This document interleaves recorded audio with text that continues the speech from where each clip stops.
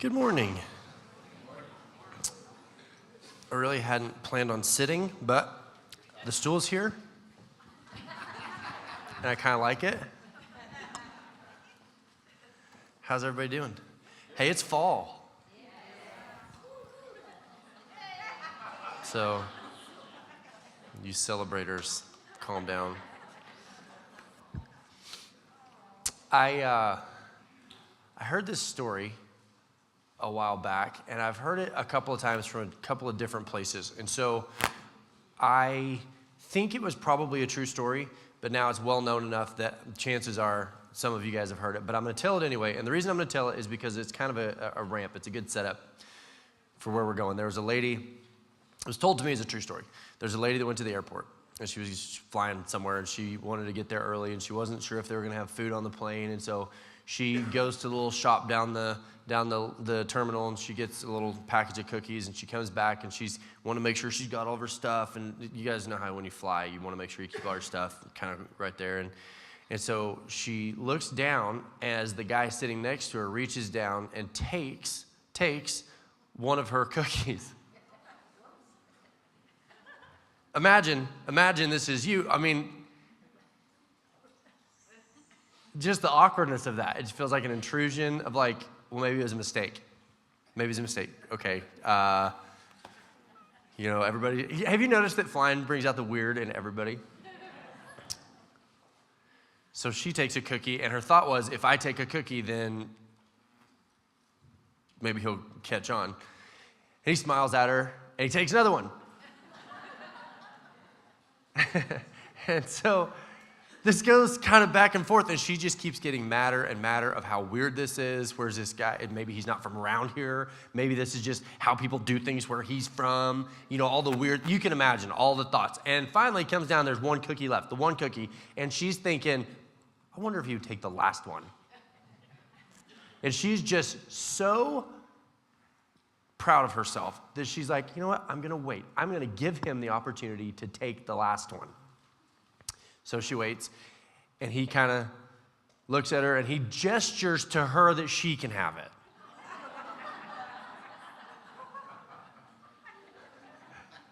She takes it, she storms off, and she's like, what is wrong with this guy? So she's sitting on the plane, and she's mad. You can imagine, honestly, pause for a second. Imagine you're sitting on the airplane, and you've gone through this experience. Like, this is probably going on social media.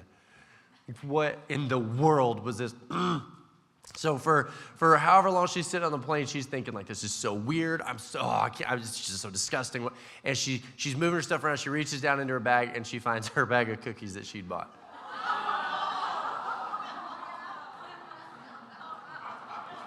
Yeah.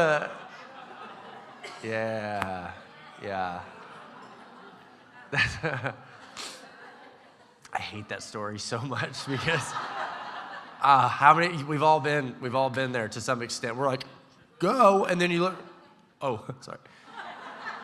So what happened is in a moment he went from the villain to the guy who gave her his last cookie.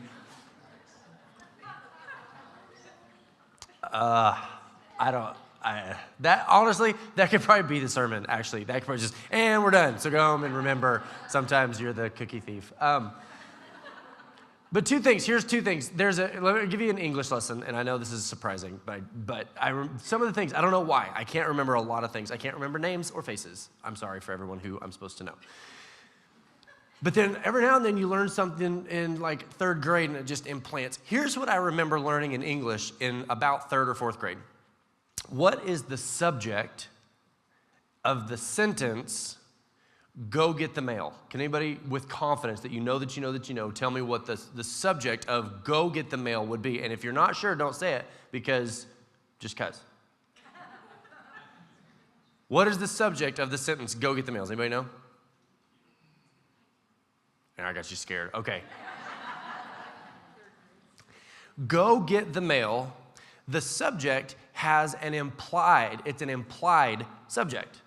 Let me read you the definition. I'm going to read it to you because then they do a better job explaining it.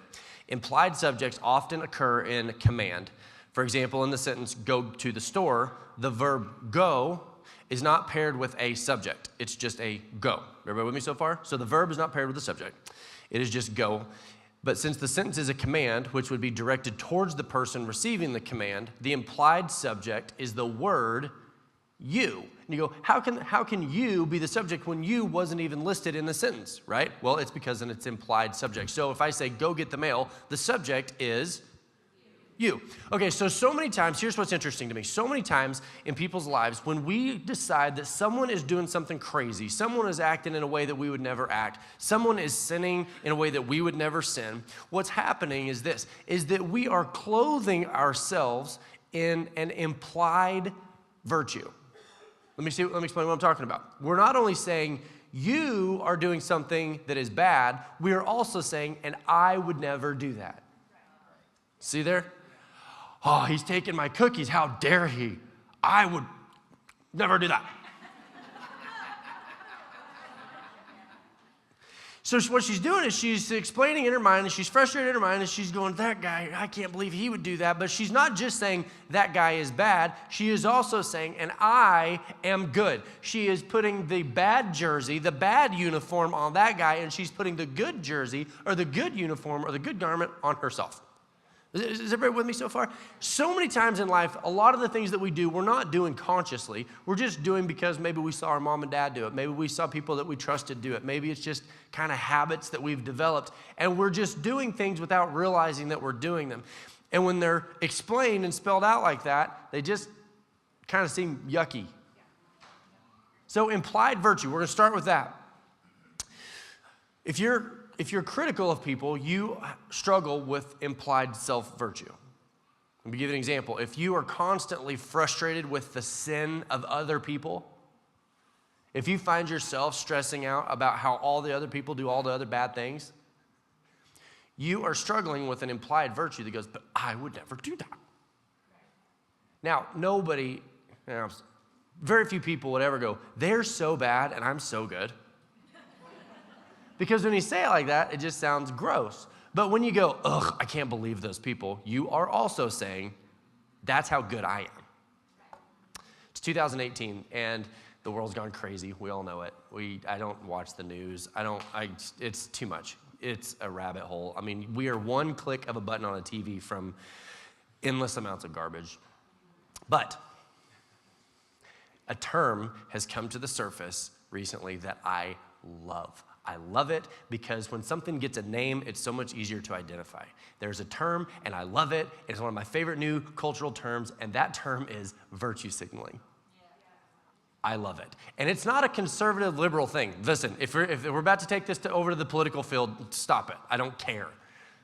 I'm saying virtue signaling in this regard, when it's more about the benefit to self-image than the actual cause. You follow me? When someone is more interested in the image of being a part of a cause than the actual cause. Let me give you an example. If you want to be a vegetarian, go for it. I do not care. Eat whatever you want. Be a vegan, be a starver. I don't care. Do it or not. If you want to eat meat, if you want to not eat meat, I don't care. But when someone takes it the next step and goes, I'm a vegetarian, you're like, oh, cool. Yeah, because I don't think that ethically you can eat an animal.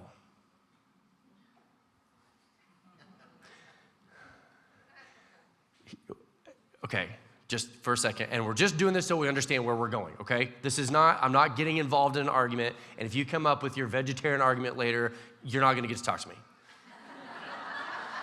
But the truth is, there are more animals, more creatures, more little species of things killed creating vegetarian diets than a meat diet. Have you guys ever followed a tractor around when it's baling hay out here? What does it have behind it? Birds everywhere. What do you think those birds are doing? They're not watching. They're eating all the little creatures that are getting killed in the course of... So virtue signaling says, not only am I a vegetarian, but because I'm a vegetarian, I'm better than you. See the difference? Because it's not even about the cause of being a vegetarian. It's about the image that comes with it. Does everybody follow me? I don't want to spend too much time on this because I definitely could. I just don't want to. Here's what's interesting to me. Isn't this interesting? If you are here and you have had in your life some hesitation about religion, if you were raised with a little bit of like, about religion and religion in general, and you've seen all the damage that religion has caused, and religion has a bad name, and you kind of understand why, let me give you something interesting, is that Jesus, who was the Son of God, who came to put everything back in right order, Jesus represented the opposite of religion. Did you know this? Religion is about human performance. Every religion, all religions. And that's why people want to go, all religions got to kind of be. I get the hope that all religions sort of work. And to some extent, all religions do have something they offer. But Jesus represented the opposite of religion. And proof of that is the Pharisees were the religious leaders of the day. Isn't it interesting that the Son of God came in direct opposition to the religious leaders? Wouldn't we think that he would come in opposition to sin? That Jesus would show up and go, where are the sinners? Don't do that. But what's crazy, I heard a quote this week by Timothy Keller, and he said that true Christianity is attracted and attractive to the lost. Because Jesus was attracted and attractive to the lost. Jesus didn't show up and go, where are the bad people at? Jesus showed up and go, hey, where are all the people who think they're good?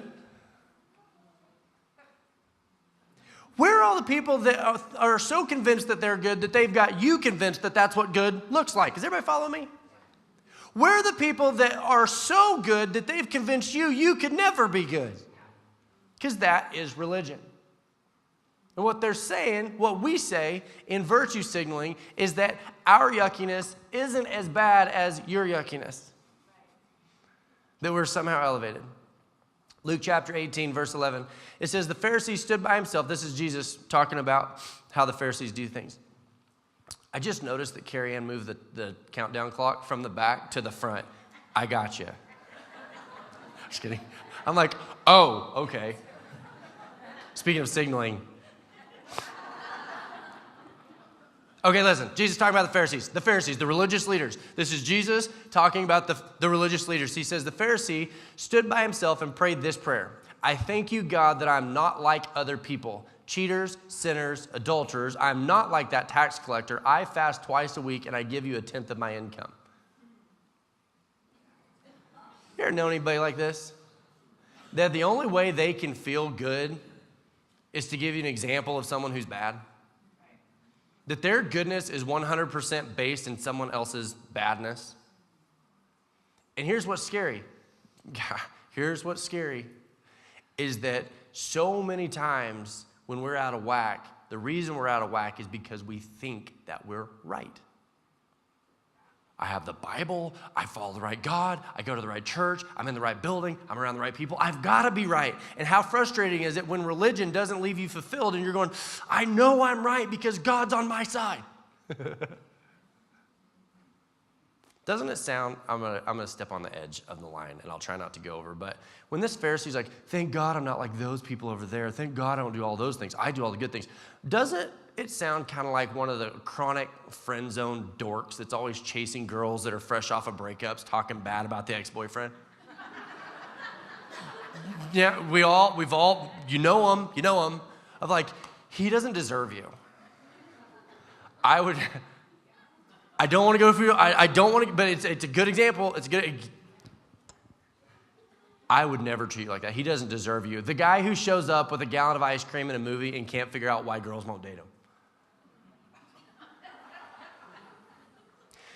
Guys, young guys, if you're in the dating pool, don't do it. Don't do it. It doesn't work. I would never treat you like those sinners treat you. Here's the scary truth about religion, just religion in general, and kind of ironically, it's kind of also the motor behind virtue signaling, is that the motor that runs it is superiority. Without superiority, religion dies.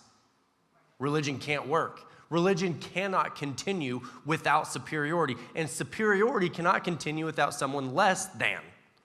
Like there's a victim, there's a contrast, there's a you versus me. Our focus is on each other, and religion is motivated by superiority. Here's why, because it asks the question, how could God ever accept us unless we have value? How could God ever truly accept me unless I had value? How could God ever truly believe that I'm worth loving unless I present something of value? That is the heart, that is the motor behind religion. Matthew 23 says this. It says, everything they do is done for people to see. They make their phylacteries where they carry their little scripture because, hey, I hate when I have moments where I can't decide if I should say something because then you guys obviously see it and then I obviously have to say it. I wish I could think a little faster and decide not to say something before I... If you've ever seen someone approaching you in public and they're just wearing crosses everywhere, like the cross changed my eternity. The cross is the symbol for the only hope I have. So why is it when someone comes at me with crosses, I'm like, oh. If you're being honest, they're like, hey, can I tell you? Oh, no. Why? That's what the Pharisees are doing. It says they're wearing their scripture out on front. It says their wide tassels on their garments are long. They love the place of honor at banquets and the most important seats in the synagogues. They love to be greeted with respect in the marketplaces and be called rabbi by others. Now, it's easy for us to go, oh, that's so gross. Those Pharisees, boo, hiss, Pharisees, the religious people. But, if you're being honest, you like these things too. If you're being honest, maybe not in this form, but you love positions of honor. We all do. We all want to feel like we belong somewhere. We all want to feel like we have this thing that gives us value. So when we look at the Pharisees, here's the crazy thing, is that everything they did wrong, we do wrong. We do it wrong differently because for years we've been taught how bad the Pharisees were, but we do it in other ways. We do it in other ways like, oh, I'm not into organized religion. Fine. I don't think we are. I hope we're not. But see, we wear that out front. How many times do you run across people who've been burnt by a religious thing, and so what they say is like, I don't need to go to church to know God. That's become its own little group. And we wear that out front. Thank God I'm not like the religious people. Do you hear what I said? Because the religious people are like, thank God I'm not like those people. And Jesus is like, what are they doing? And we're like, yeah, right? Thank God I'm not like the Pharisees. It's the same thing. I don't quote Stephen Hawking very often, but he did say this, and I think it's brilliant. He said, the greatest enemy of knowledge isn't ignorance. We would think that knowledge, the opposite scale of knowledge, is ignorance, but the truth is, he said, the greatest enemy of knowledge is the illusion of knowledge. What that means is, we stop learning because we think we already know. How dangerous is that? It's dangerous. What we think we know is damaging. Does everybody understand that thought? I know I think it makes sense. That when we think we know something, but it's wrong, that is far more damaging than just complete and utter ignorance. And 99% of the people who are wrong think they're right. So please don't skip over this sermon this morning thinking, oh, so-and-so needs to hear this.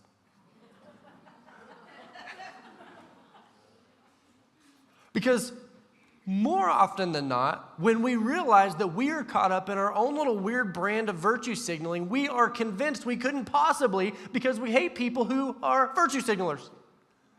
Isn't that weird to think, oh, I hate when people do that?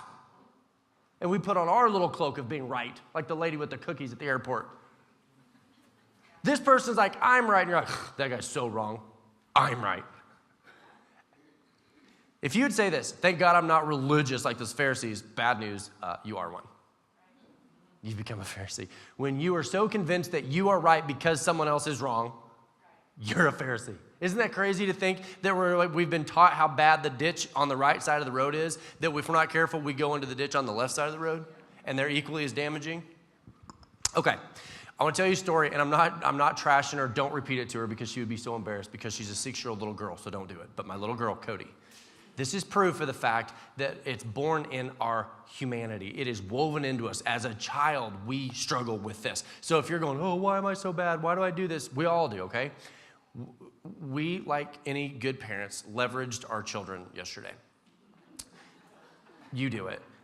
they were going to go to Mima and Papa's and spend the night, and they were so excited. And so we used that excitement. We're like, that's so exciting, right? You can go as soon as your rooms are clean.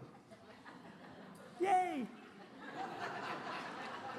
They know what we're doing. They're never like, yay. They're like, ugh. So a little while later, Lacey and I, we walked into Jet's room, and Jet's room is spotless, and Cody Shea has a wet rag, and listen to this. She is cleaning the walls of Jet's room. She's cleaned the doorknob. She's just dusting the whole room. And listen, you see that, and she's helping her brother, and you're like, oh, and she's like, I just wanted to help. I just wanted to be a helper.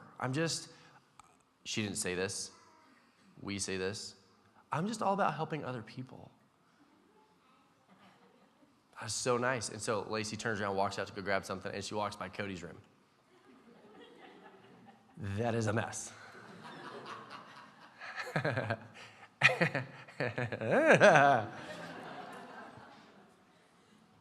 me tell you what I'm talking about. She chose a good that stood to benefit her. She chose a good that could be leveraged to her benefit. Look how selfless she's a 6-year-old little girl. She's not doing it intentionally. She wouldn't understand that that's what she's doing. She's just being a person. In horse terms, I don't know how many horse people we have here. We call this hiding behind the bridle, when a horse will over-submit into the bridle so that it can get away with doing what it wanted to do anyway.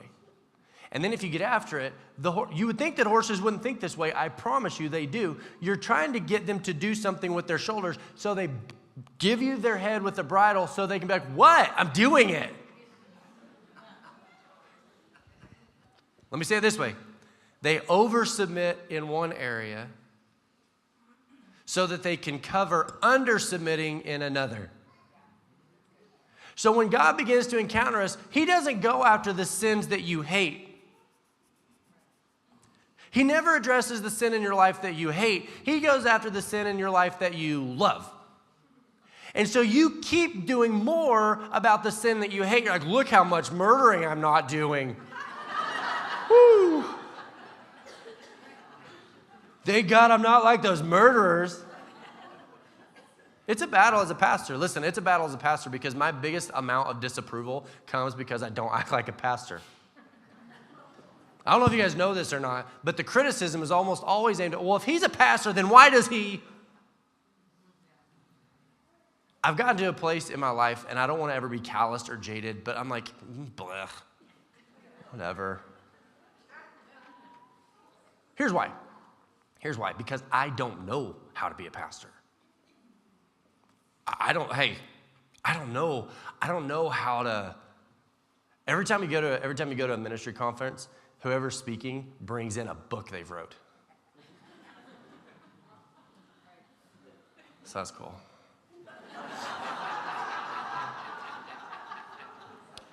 So the tax collector and the Pharisee's going, thank God I'm not like that, like him. He cheats and he's an adulterer and he's a sinner. And here's the truth. If that was true, and I'm not saying that it was, if that was true about the tax collector had sinned for his own self-interest. He had sinned, he had broken the rules to benefit himself. Is everybody with me on that? But the Pharisee had followed the rules for his own self-interest.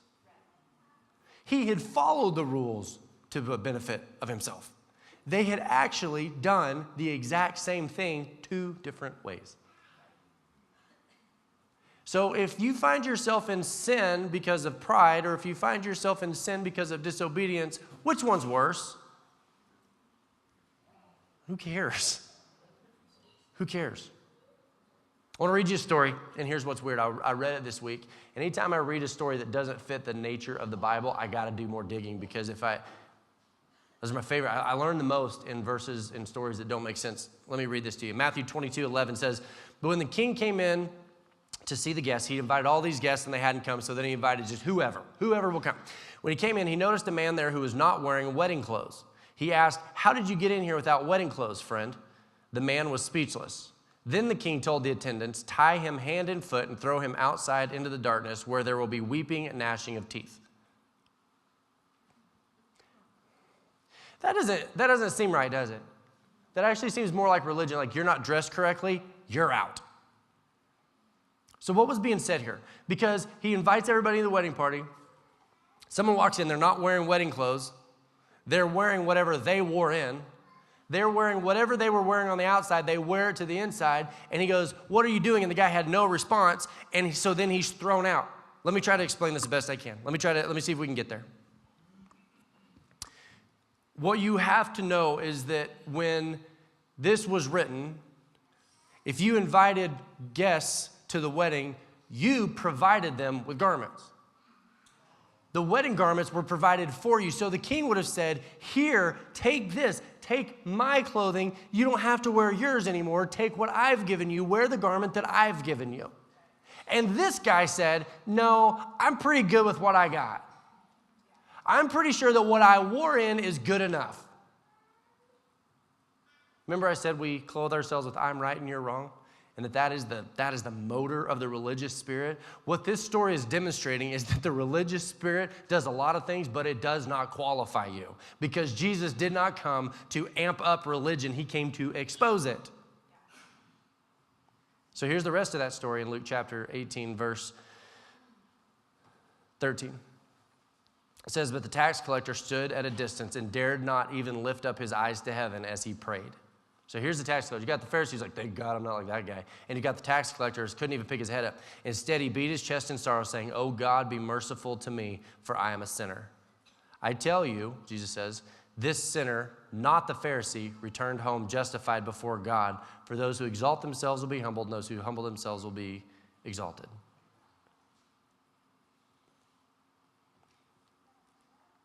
Here's what I hope my life will project. I hope someday at my funeral, I don't know what's going to be said. I don't know who's going to be there. I'm not talking about the details. But I hope the takeaway was that I didn't find people who were worse than me so that I could feel better about myself. I also hope this. I hope that I don't ever change for the approval. Now you're acting like a pastor. Now he's really doing it. You know, the average pastor burns out and quits the ministry.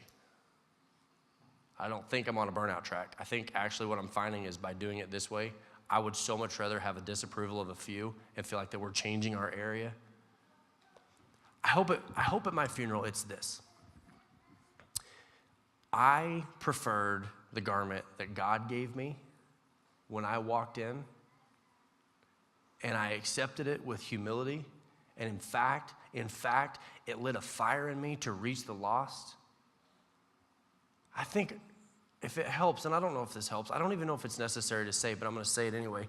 The reason I spend so much time out of the church, I don't have an office, for you guys that don't know. I think I did, and it got filled up with storage or something. I don't know. Is I hope that my life is a demonstration to you. I hope that I don't want to be in the church. I don't want to live in here. I love what we do here. But I'm also reminded that there is a world that is lost thinking they can't live up to the standard or they don't want to live up to the standard. And the virtue signaling of religion has turned them off. And because of the virtue signaling of religion, they've lost sight of Jesus. And in my own life, if I truly grasp that God gave me a righteousness that I couldn't have earned, it causes me to be attracted and attractive to a world that's lost. And instead of being the religious thing that everybody hates, my hope is that this becomes a place where people go, I don't know what it is. I don't know what it is, but every time I go there, I feel like that whatever I wore in was okay because God gives me his garments. And when I see people failing, I see myself, and it reminds me of what God did for me. And I'm reminded that I was the cookie thief. I wasn't this generous figure that was just so much better that somehow I earned my way in. I was the wedding guest that wasn't even supposed to be invited, and he invited me in and clothed me and called me something that I couldn't have called myself. And so the hope would be this, that as a church, this is a place where people can, we've heard it said, belong before they believe. That's why we give food away. That's why we're so excited about whatever God's going to do with the video campuses. That's why I'm so excited to know that people are watching online. Why? Because I want to create a safe place so that people who would not know can observe. And that we never get lost in religion. That virtue signaling of, well, that's just not how we do things. I go to the right church, or I follow the right pastor, or I follow the right teacher. Bleh. That our primary answer becomes, I don't know. How could God love you? You know you better than I know you. How could God love you? I don't know. But I've asked that same question about myself, and instead of trying to present value to God, what I realize is this, is that I'm not doing what, listen, and this is where we're at, and then we're done. I don't do what I do to gain value. I do what I do out of value that has already been placed on me. God has approved of me for some reason. And because of that approval, because of that love, because of that acceptance, everything that I do is a derivative of that. It's not an attempt to get more of it. If your attempts at religion are trying to gain more from God, you've missed the concept. He said, I clothed you, and everything that you do is a result of that. Because here's the thing. I'm not there yet. I'll admit, I'm not there yet.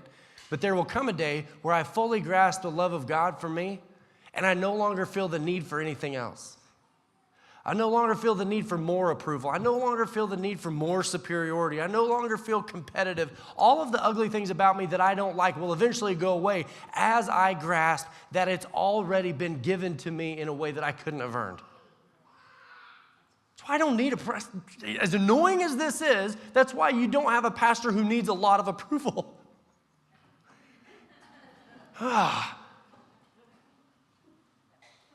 I'm doing what I feel called to do out of an approval that's already been given to me.